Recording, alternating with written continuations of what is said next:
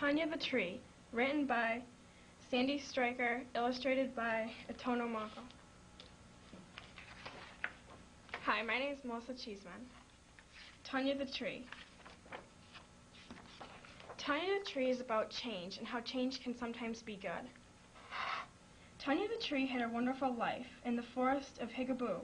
In the night she spread breezes, in the day she spread shade, and all through the year Tanya grew. Wiggly birds made a home in her hair, out of string, beebly grass, and warm clay. Wiggly worms crawled around Tanya's toes and taught her the games that they play.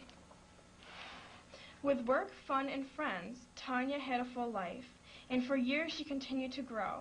At first she grew fast, but as years passed, Tanya's growth lost its pace and slow. Her leaves, once so green, took on a gray cast. Her arms seemed to sag in all weather. Instead of warm dirt, her toes struck hard rock, and soon her growth stopped altogether. No one could say as a certainty when this cessation of growth had occurred. 2 years this Christmas, the wiggly worm said. Oh no, it was spring, said the birds.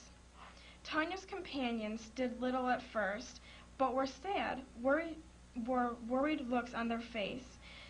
Some brought her fresh water and felt her warm trunk, while others just fell out of place. Sick trees need special attention, one said. There's only so much we can do. If Tanya has really stopped growing, I think we should all call the tree surgeon, don't you? Reluctantly then, the others agreed. A tree who won't grow must be sick. They got on the higgly grapevine and said, "Send the tree surgeon, please, and be quick." The doctor arrived with a satchel of tools and set out to see what was wrong. She checked Tanya's tonsils and looked at her leaves as she whistled a tree surgeon song. She listened and tinkered and looked at the tree from all angles and every position. Then she announced what she needs is a change. It's as sure as I'm a physician. The soil here just can't meet her needs anymore, and she's not learning anything new. It's not that this tree doesn't love all you folks, but there's not enough here for her to do. I know just a place for Tanya, a space where she really can grow. She'll become a tree we can all be proud of. A tree will be pleasant that we know. Oh no, cried out Tanya, don't move me. I can grow here on this spot if I just make my mind up to do it. You go on, I'll stay here. Thanks a lot. Maybe I just need a trimming or a new coat of wax on my leaves. I could hang some new nests from my branches or tuck my arms into new sleeves. The tree surgeon gazed at her patient. You're sick, but I know you're not dim. You know growth doesn't come from outside, growth comes from within. But trees can't be moved, replied Tanya. I know that it's never been done. We're too big, we're too old, we're too set in our ways. We're just sticks in the mud, everyone. You're much more than a stick, said the doctor. You have roots, you have leaves, you can grow. You're alive, and that means you have options. Trees can move, trees can change, this I know. The wiggly birds had been listening and tried to ease Tanya's fears. We change all the time, they told Tanya. It's great fun to fly south every year. Oh, it's easy for you, Tanya said. You have feet, you have wings, you can fly. For me, change means being uprooted. It's a gamble, a risk. I could die. We weren't born in midair, the birds answered. Once we were helpless like you. Our moms and our dads had to feed us in the nests where we sat dumb and knew. It wasn't exactly exciting to sit at the top of a tree with a nest full of brothers and sisters, though it was safer than being a tree. But our parents were having none of it, and they insisted we learned how to fly. They taught us, of course, how to do it. Then we learned to say, birdies bye-bye. Are you saying that you too were frightened? The tree found this hard to believe. The birds made it all look so easy. Could she really have been so naive? No one finds change as that simple. No birds then proceeded to say, feeling the free is quite natural, but you just have to change anyway. Okay, Tanya said, then I'll do it.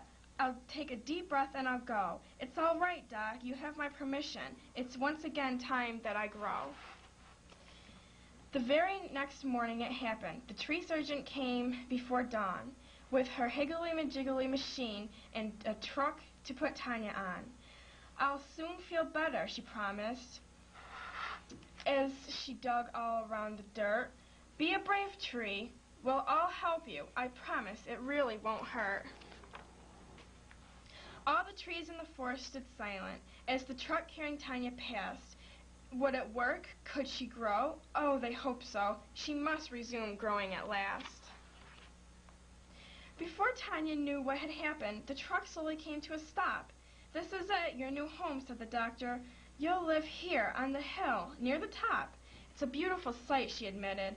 Maybe this won't be so bad. Then she wiggled her toes in the excitement, and the birds thought she grew, just a tad. The sun had come out now to greet her and help Tanya know she belonged. And at night, there was a rain touched with stardust to help the weak become strong. The air on the hill was a tonic. Tanya had to admit it was so. She loved how it made her arms jiggle while her feet remained anchored below. Soon Tanya felt something happened, something vaguely familiar yet new. New leaves, cried the birds. Hey, you're growing. Tanya laughed. Then she looked. It was true. As she dug her toes deep in the soil, Tanya flung her long arms toward the sun. Once more the tree seemed to be changing, and she cried, Look at me, this is fun. Well, said the birds who'd stayed with her, if you don't mind, we'll be moving along. We're due to fly south, they told Tanya. Tanya smiled and said thanks. They were gone. Then in a silent salute to her comrades, who had taught her so much, Tanya turned, her leaves red, fiery orange, and bright yellow, to show just how much she had learned. Other trees on the hillside looked at Tanya. Oh, how pretty, how lovely, they said. Green is a nice enough color, but how grand for a tree to be red. Soon all the trees began changing, and the hill turned a rainbow of leaves. Leaves of red, leaves of orange, leaves of yellow, what bright patterns a hillside can weave. That, though, was just the beginning. Next, Tanya decided to shed her jacket of multiple colors to be used on the ground as a bed, for the wiggly worms who were weary, for the bumbles and the beetles to nest. Then, all through the winter, she stood there to take a well-earned woodly rest. In the spring, when the sun became warmer, a new life poked its head from the ground. Tanya's limbs began bursting with blossoms that launched sweet perfumes skyward bound. The scent soon attracted attention to the tree with such beauty to lend.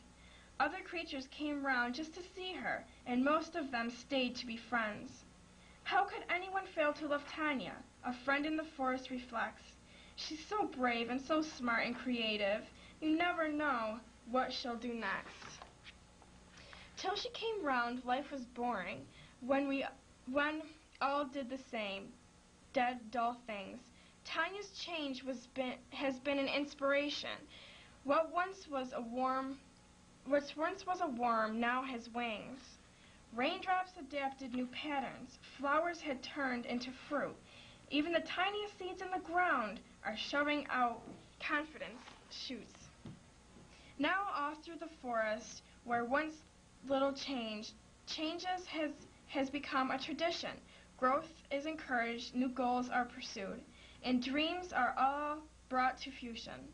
Don't be frightened of change, Tanya says now. Change is what helps you to grow. It makes a life of adventure. Just ask me, I'll tell you. I should know.